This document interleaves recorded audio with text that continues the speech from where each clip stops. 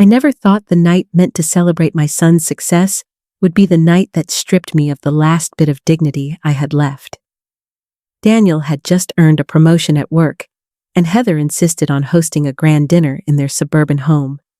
The house glowed under chandelier light, filled with laughter, polished silverware, and the sound of glasses clinking. Guests admired every detail, praising Heather for her taste, her charm, her perfect hosting, and I stood quietly in the background, smoothing the folds of my plain dress, trying to blend in as if I didn't belong. When I carried a dish to the table, I felt every pair of eyes shift toward me, not with warmth, but with curiosity, almost impatience. In that moment, Heather's voice cut across the noise, sharp enough to silence the room. She didn't need to raise her tone. Her words carried the sting of dismissal. The look on her face said it all. My place wasn't among the guests. My place was hidden in the kitchen. A hot flush climbed my neck, and my throat tightened. I felt as though the ground had opened beneath me, yet I forced my back straight, pretending not to break.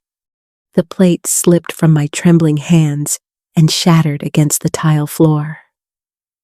The sound rang out like a cruel punctuation mark. I knelt down to gather the broken pieces, my fingers brushing against sharp edges while laughter slowly returned around me, as if my humiliation were just background noise to their celebration. Inside, something cracked. For years I had told myself that keeping quiet was the right thing, that silence would protect Daniel's happiness. But kneeling there, gathering shards while Heather basked in admiration that wasn't hers to claim, I realized my silence had not preserved peace, it had only allowed her cruelty to thrive. That night, something inside me shifted. I understood that this wasn't just about a broken plate. It was about years of sacrifice, years of being overlooked, years of becoming invisible in my own family. And for the first time, I began to wonder how I had let it go on for so long. That realization was only the beginning, because the truth of how I came to live in their home and why I stayed was far more complicated than anyone in that dining room could have imagined. When my husband passed away, the silence in my small house became unbearable. I thought moving in with Daniel and Heather would soften the ache, that being near my son and helping him build his new life would give me a sense of purpose. At first, it felt like the right choice. I told myself I would only stay for a short while, just until I found steady ground again. But weeks turned into months, and months quietly slipped into years. In those early days, I tried to contribute in every way I could. I cooked meals from scratch, polished silverware, scrubbed floors until they shone. My hands, already stiff from age, ached every night. But I carried on because I believed I was making a home for all of us. Yet, little by little, I noticed how my efforts faded into the background. Guests would praise the food, and Heather would smile as if she had prepared it herself. The spotless house was attributed to her careful touch, as though I had not spent hours on my knees scrubbing corners no one else ever saw. Daniel worked long hours, leaving before sunrise and returning well after dark. He saw only the surface, a happy home, a devoted wife, a mother who seemed content. He didn't see the sighs Heather let slip when I entered the room, the cold edge in her voice when she gave me chores, or the way she treated me less like family and more like staff. I kept telling myself that silence was my gift to him, that swallowing my pride was better than creating conflict. But silence carries its own weight. Each time I bit back words, the heaviness inside me grew. I began to feel less like a mother and more like a shadow present, but unseen. The walls of that house began to feel like glass, showing a picture of family to the world while trapping me behind it, invisible and unacknowledged. Looking back now, I realized that was the beginning of something I could no longer ignore. Because soon, I would see with my own eyes just how deep Heather's deception went, and my quiet endurance would no longer be enough. It was an ordinary Tuesday afternoon when everything I thought I knew began to unravel. I had finished my grocery shopping earlier than usual and was walking past the downtown hotel, thinking only about the soup I planned to make for dinner. That was when I saw them. At first, I didn't trust my own eyes. Heather stepped out of a red car, her hair freshly styled, her dress far too elegant for errands. Beside her was Mark Turner, the man Daniel had called his closest friend for decades. They leaned toward one another, laughing, and then I saw it, the kind of embrace that carried no doubt, followed by a kiss that left me frozen in place. I clutched my grocery list so tightly it crumpled in my hand. My mind raced with excuses. Maybe I had misunderstood. Maybe it wasn't what it looked like. But deep down, I knew. The sight alone made my heart pound with dread. This wasn't just betrayal of a marriage. This was betrayal of trust, of friendship, of family itself. That evening, I stirred soup at the stove while Daniel and Mark watched the game in the living room. Heather moved gracefully between them, brushing Mark's arm in ways subtle enough for Daniel to miss, but obvious enough for me to feel sick. My lips pressed together as I kept silent, but inside, I was unraveling. Over the next weeks, patterns became clearer.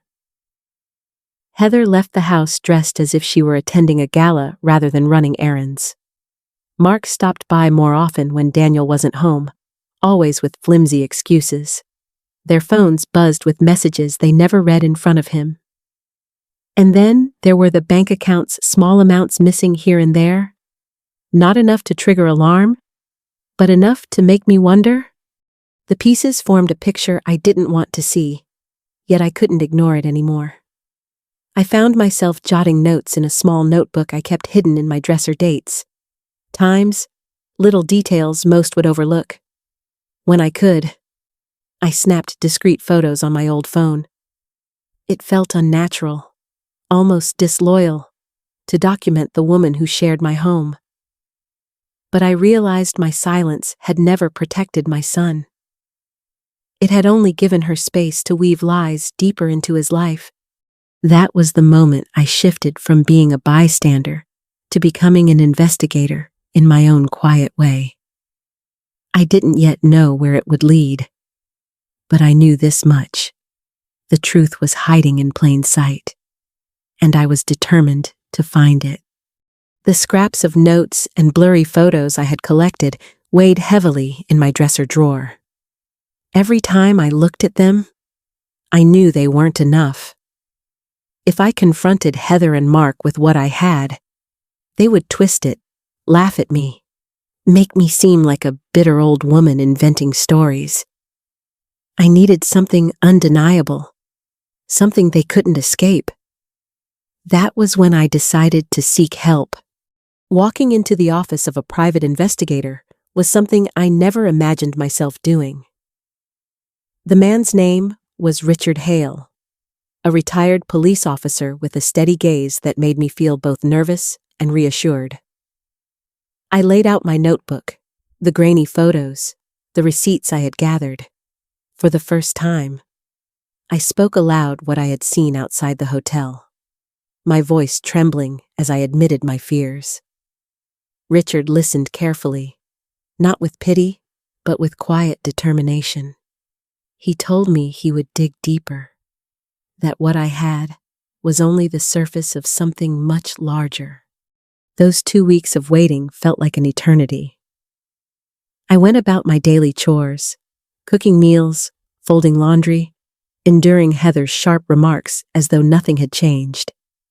But inside, I was restless, carrying the weight of a secret investigation that could shatter the household at any moment. When Richard finally called me back, he placed a thick file on his desk. My hands shook before I even opened it. Inside were photographs, clear and damning, of Heather and Mark together meeting at restaurants, leaving hotels, exchanging envelopes. But that was only the beginning. There were bank statements showing transfers from Daniel's accounts to places that made my stomach twist. And then came the revelation that took my breath away. Heather's real name was Carla Ramirez. According to the documents, she had lived under multiple identities. Before Daniel, there had been other men marriages that ended with drained accounts and vanishing acts. The worst part was seeing a marriage certificate with her real name tied to another man still alive, which meant her union with my son was never valid in the first place. She had built her life on lies, and Daniel was only her latest victim. I closed the file and sat in silence, feeling fury rise alongside grief. The woman who dismissed me as useless had been running a long con under our very roof. My heart ached for Daniel, who had trusted both his wife and his best friend, never suspecting the depth of their betrayal. Back in my small room, I stared at the envelope I had once filled with $4,000 from my careful savings, money I had foolishly thought of giving Heather as a gesture of peace. Now I knew better. I slid the investigator's photographs, the marriage certificate, and the bank records into a plain envelope. It was no longer a gift of money, it was a weapon of truth. For the first time in years, I felt a steady fire inside me. I would no longer bow my head or swallow my voice. The time had come to shatter her empire of lies, and I knew exactly when and where I would do it. The night of the dinner party arrived with a glow that seemed almost cruel. The house shimmered with candlelight, the table set with crystal glasses and polished cutlery. Guests filled the room with laughter, praising Heather for her impeccable hosting. I sat quietly at the end of the table, hands folded in my lap, feeling the sharp contrast between the surface of celebration and the storm building inside me. Heather floated around the room like she owned the world, her smile dazzling, her voice dripping with charm. Daniel beamed with pride, utterly blind to the shadow that hovered over him. As I watched her lean in close to Mark when no one else seemed to notice, I felt the envelope in my handbag press against my side like a heartbeat. For a moment, I almost faltered. My son's laughter rang in my ears, warm and unguarded. Was I really about to tear his world apart in front of everyone he respected? My hands trembled under the table. But then I remembered the photographs, the marriage certificate, the endless years of humiliation. This wasn't cruelty, it was truth, and truth could no longer wait. The moment came when the room quieted for a toast. Heather lifted her glass, her voice smooth as silk, thanking everyone for their presence. My breath caught as I rose to my feet. All eyes turned toward me, the widow who was supposed to fade silently into the background. My heart pounded, but my voice, when it came, was steady. I placed the envelope on the table in front of Heather. The room seemed to hold its breath. I spoke not in anger, but with the weight of every sleepless night and every broken moment. I told them what I had seen, what I had gathered. I laid bare Heather's real name, Carla Ramirez, her history of vanished husbands and stolen fortunes. I explained that her marriage to Daniel was never valid because she was still bound to another man. Gasps rippled through the table. Crystal glasses trembled in stunned hands. Daniel's face went pale, his smile collapsing into confusion and then devastation. He looked at Heather as though seeing her for the first time. Heather's mask cracked in front of us all, her charm dissolving into sputtered denials. Then silence. The file passed from hand to hand, each page another nail in the coffin of her lies. Photographs, bank transfers, legal documents. There was no room left for her performance. The woman who once stood so tall seemed suddenly small, cornered by her own deception. Daniel's eyes filled with tears, and my chest ached at the sight. Exposing her meant breaking him too. But I knew this wound was cleaner than the rot of continued betrayal. It was the kind of pain that carried the possibility of healing. As the room descended into hushed whispers, I sank back into my chair, the weight of the moment pressing down and yet lifting me all at once. My heart was heavy with sorrow for my son, but lighter knowing that I had finally spoken. For years I had been invisible, my silence mistaken for weakness. But tonight, my voice had shattered the lies that threatened to consume him. And though the cost was great, I felt, for the first time in a long while, a sense of release. The truth was no longer hidden.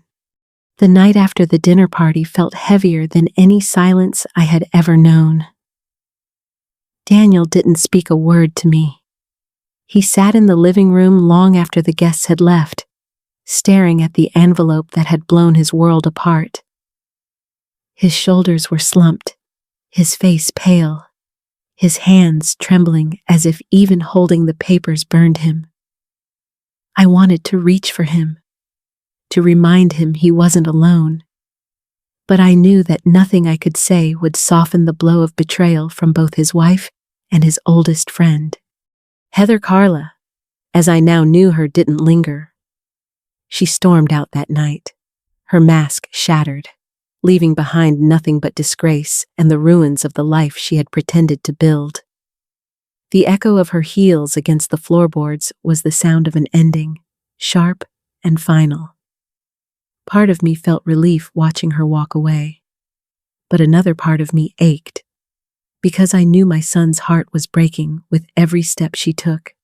For days, Daniel barely looked at me. I could see the war inside him, anger at her, grief over the years lost, and confusion about where to place his pain. Sometimes I feared he blamed me, too, that if I had remained silent, he might still have had the illusion of a happy marriage. I lay awake many nights asking myself the same question: had I saved him, or had I destroyed him? But as the days passed, the cracks in that question began to heal. I watched him slowly emerge from the fog, no longer clinging to a lie. He began sorting through the documents again and again, this time with clarity instead of disbelief. I could see him realizing that the life he thought he had was already gone long before I exposed it. All I had done was bring it into the light. For me, there was guilt. Yes, but also an unfamiliar peace. I had carried the burden of silence for so long, convincing myself it was the kinder choice. Yet silence had only given cruelty room to grow. Speaking up had been painful, but it had also been necessary. I finally understood that protecting dignity, both mine and my son's, sometimes meant risking everything. I thought often about how fragile trust can be, how quickly love can be twisted by deception. But I also thought about strength, about how even the quietest voice can change the course of a life when it chooses truth over fear. As I sat in my room one evening, I realized this wasn't just the end of a bitter chapter. It was the fragile beginning of something new.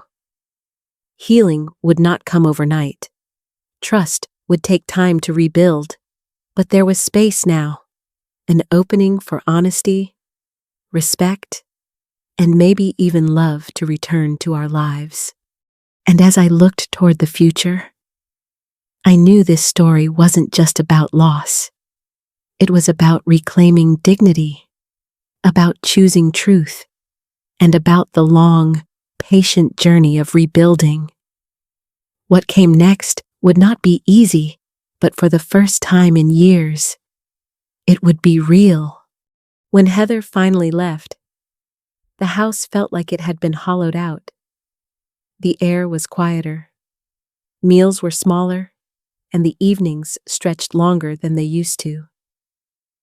At first, Daniel barely spoke. He moved through the rooms like a shadow, his shoulders heavy with everything he had just lost. I didn't press him. I knew silence was its own kind of healing, even if it hurt me to watch him drown in it. For weeks, I let him have that silence. I cooked. I cleaned. I made coffee in the mornings, just as I always had. Sometimes I'd hear him pacing late at night, and I would sit on the edge of my bed, hands folded, whispering quiet prayers that he would find his way back to himself. Slowly, almost imperceptibly, he began to emerge. One evening, he joined me at the kitchen table without me asking. He picked at his food at first, but then he ate. Another time, he asked if I wanted to take a short walk around the neighborhood. Those small steps were monumental. They were the signs of a man reclaiming pieces of himself, little by little. I realized that healing doesn't come in dramatic waves. It comes in the ordinary. Shared meals, warm sunlight through the window, the comfort of routine. We began to talk more, not about the past, but about the present, about his work, about the small things. I learned that just sitting together, side by side, was its own form of mending. There were days when his grief resurfaced, sharp and raw. But even those moments carried a kind of honesty. Pain, when spoken aloud, loses some of its power. And as he shared, I could see the weight lifting from his chest. One morning, I caught him humming while fixing his tie for work. It startled me, such a simple sound, but it was life creeping back in. Not long after, he mentioned someone new he had met at the office. He didn't say much, but his eyes softened in a way I hadn't seen in years. I didn't push. I simply smiled, holding the quiet hope that love, in some gentler form, might find him again. For me, this season was about learning patience, about realizing that my role wasn't to rush him forward, but to stand steady while he found his footing. And in that steadiness, our bond as mother and son deepened. Healing, I've learned, is not the absence of scars, but the presence of strength. It's in the choice to keep moving, to keep opening our hearts even after they've been shattered. As I watched Daniel rediscover his laughter, I knew we were both stepping into something new. The house no longer felt empty. It felt like it was breathing again, quieter. Yes, but alive. And deep inside me, there was a whisper of promise that this wasn't the end of our story, but the beginning of a brighter chapter. And so, as Daniel took his first steps toward new love, I began preparing my heart for the reflections yet to come, for the lessons I would carry, not just as a mother, but as a woman who had found her voice again. This was the path toward closure, and I was ready to walk it. When I look back on everything that has happened, I see a woman who once lived in silence. I thought staying quiet was the safest way to keep peace.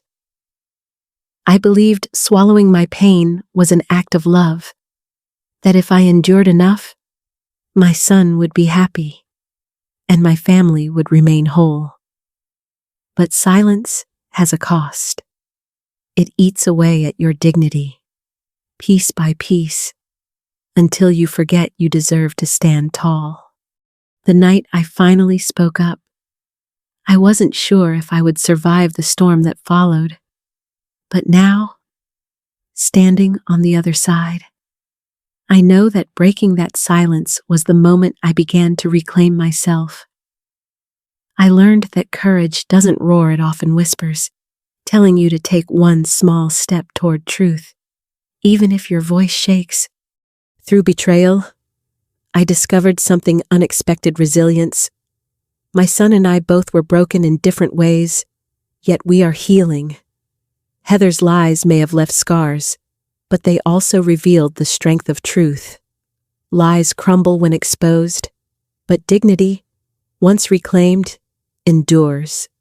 What I carry with me now is a lesson far larger than my own story. Family is not about pretending everything is perfect. It is about facing the cracks, speaking the truth, and choosing love that is honest, even when it hurts. Too many of us, mothers, fathers, children, bury our voices for the sake of harmony. But real harmony cannot exist without honesty. To anyone listening, I want to say this: your worth is not defined by how much you endure in silence. Your worth is in your courage to stand up, to protect your dignity, and to believe you deserve better. Betrayal may break your heart, but it does not have to break your spirit. And healing, though slow, always comes sometimes in the quiet meals shared at the table, sometimes in the laughter that slowly returns, and sometimes in the simple act of knowing you chose truth over fear. If you are carrying a silence that weighs on you, I hope my story reminds you that you are not alone. There is strength in your voice. There is power in speaking up. And there is freedom on the other side of fear. This chapter of my life has closed, but its lesson will stay with me forever. Dignity is worth fighting for, and love, real love, can survive even after betrayal. If my story touched you, if you saw a piece of your own journey in mine, I invite you to share it with others. Leave your thoughts in the comments, because you never know who might need to hear them. And if you believe in the power of truth and healing, I ask you to like this video and subscribe, so together we can continue telling stories that remind us all of our strength.